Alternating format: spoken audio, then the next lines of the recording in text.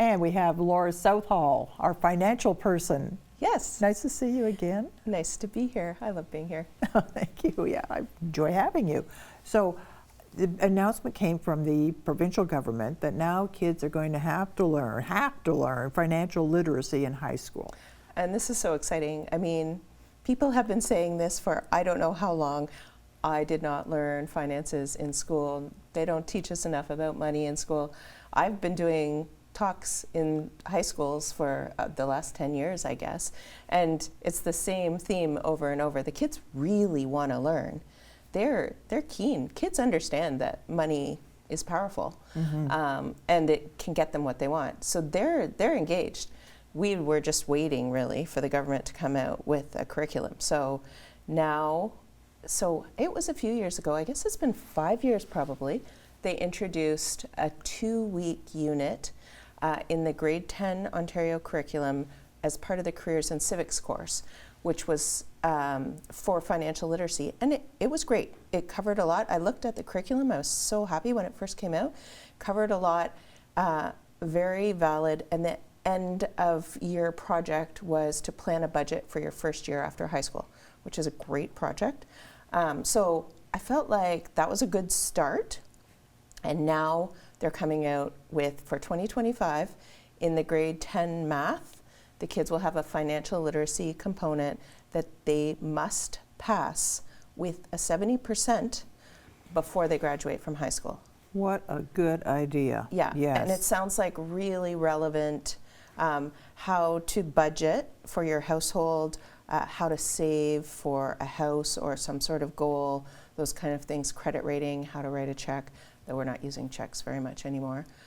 Right. Yeah. Yeah, but an ATM isn't free money. No.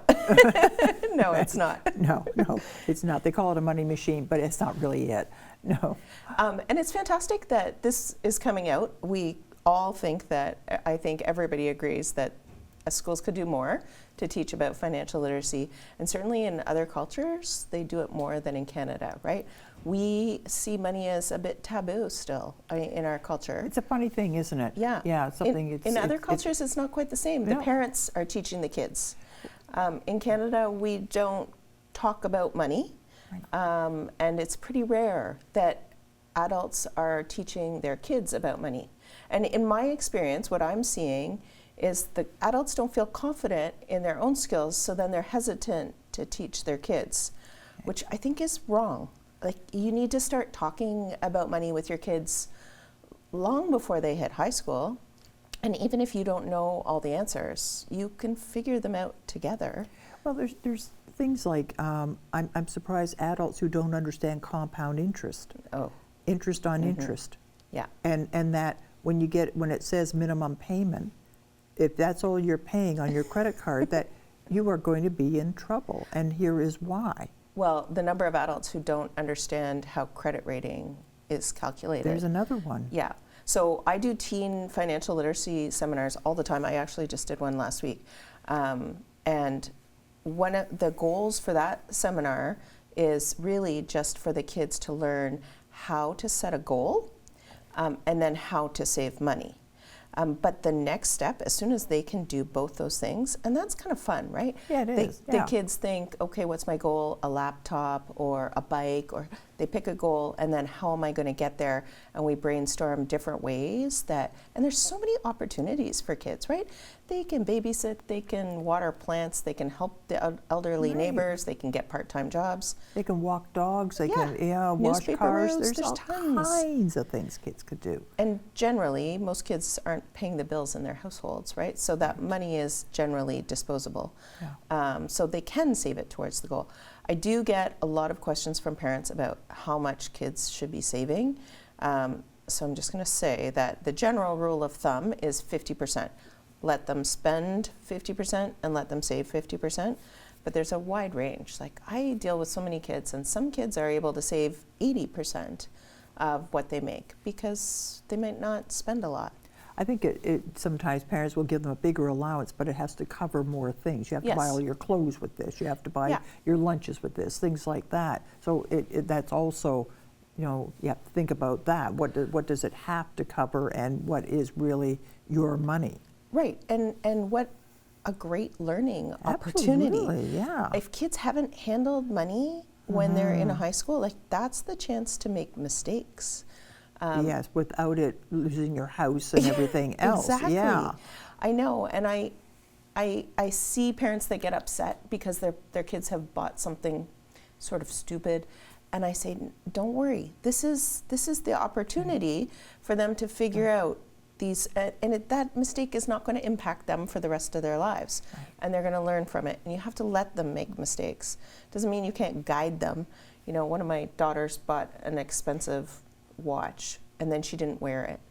And she had saved for this watch, and she wanted this watch, and then she didn't wear it. And I thought, stupid mistake. And I think she did too. And we talked about it, and she said, I'm just not a watch person. I don't like it. And I said, okay. So, you know, you saved all your money. You bought this item. What do you want to do now? Right. And she said, oh, I didn't realize there was a next step. And I said, well, yes, now you have this expensive watch. And she said, well, I guess I could sell it on Facebook Marketplace and get some of my money back. And I said, exactly. Exactly. So now she learned how to put something on Facebook Marketplace, and now she learned that you can buy all kinds of secondhand items on Facebook Marketplace. Last year, she bought her winter coat off Facebook Marketplace.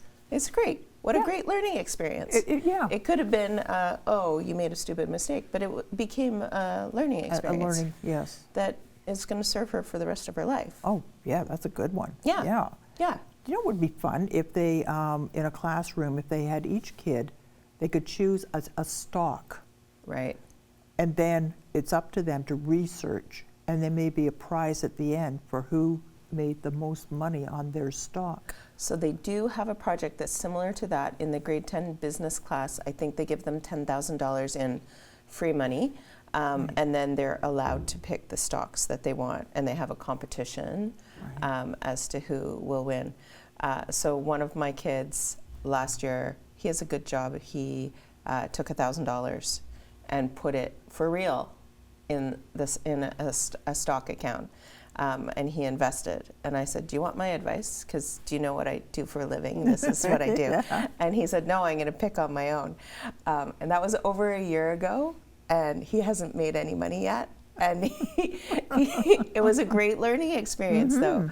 This is how they learn. They get to try and make mistakes. And exactly. Yeah. And then there's some goal at the end, something, whatever. I don't know what they could come up with as a prize, but something that's high value for a teenager. And there's also sorts of things they could be teaching them through There's this. So much. So much. Well, and that new first home savings account that they can now have when they're 18. I mean, I hope they include that in the curriculum. Yeah. They haven't released what's actually in the curriculum yet, but that will be, I mean, the kids that will be able to buy houses, I think going forward, will have to be super organized and start saving when they're young, if they're going to do it, where, you know, we scrape together a down payment, lots of us.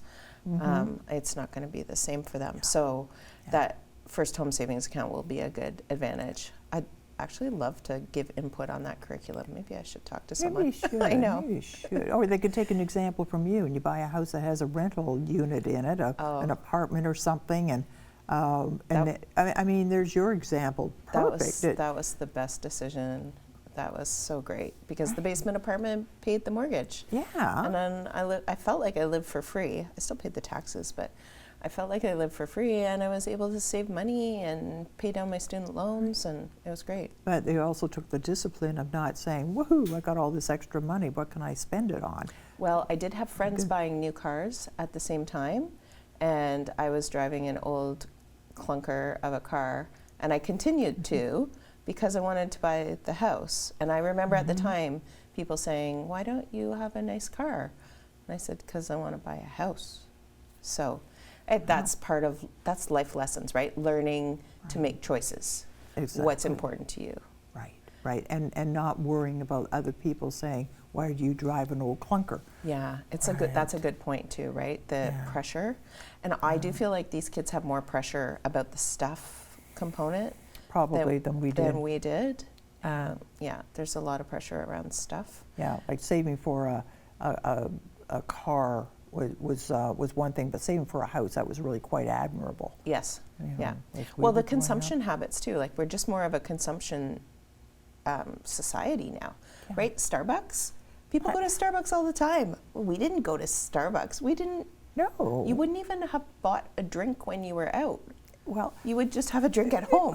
of course, or Yeah. you'd say, well, I'll be home soon, I'll have a drink Yeah. when I get there. Yeah. I remember I worked on an election, and it seems it's either very young people or very old people who Right. work at an election. And the kids show up with their Starbucks, and Yeah. they show up, and then they order skip the dishes or something for their lunch. So their lunches were delivered to them at the where the election was. The older folks, I brought a thermos of coffee and a cooler, packed, was, yeah. because you're there a long time, and I had sandwiches and snacks and all kinds of stuff in my cooler. Yeah. It didn't occur to me that I would stop at a Starbucks on my way and have lunch delivered to me. Yeah. But that's the difference in generations. It is a difference.